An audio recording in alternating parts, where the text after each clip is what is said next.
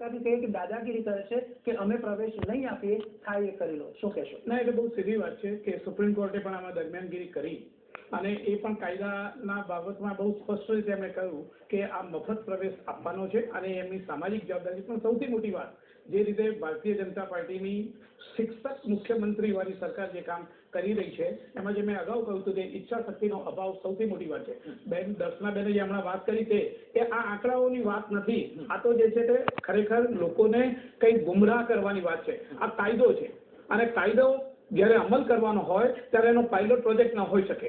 એ 100% કાયદાનો અમલ એમ ન કહી શકાય કે ભાઈ આપણે જે ચોરી થાય છે તો ચોરી રોકવા માટેનો પાયલોટ પ્રોજેક્ટ હોય એને નક્કી કરીએ કે ભાઈ 500 ચોરને જ પકડવાના.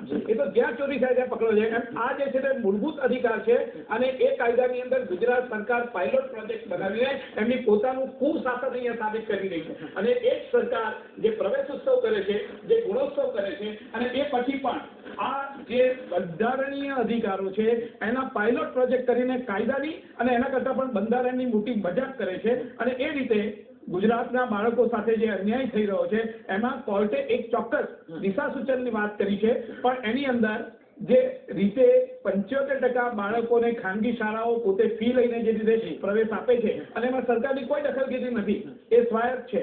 એ જ રીતે આ 25% જે પ્રવેશ મફત આપવાનો છે, ફરી વાર કહું છું કે ફક્ત ગરીબ બાળકોની વાત નથી, ગરીબ એમાં મહત્વના છે. ડિસએડવાન્ટેજ ગ્રુપના બાળકોને એમાં આવક મર્યાદા જોવાની નથી. એમાં પણ ગુજરાત સરકારે SC, ST, OBC બાળકોને આવક મર્યાદા આપીને કાયદાનો ભંગ કર્યો છે. એટલે નિયમોની જે આખી વાત છે એ હાઈકોર્ટમાં યોગ્ય રીતે રજૂ પણ નથી થઈ. હાઈકોર્ટે પણ હજી આનાથી વધારે સારો ચુકાદો આપી શક્યા હોત.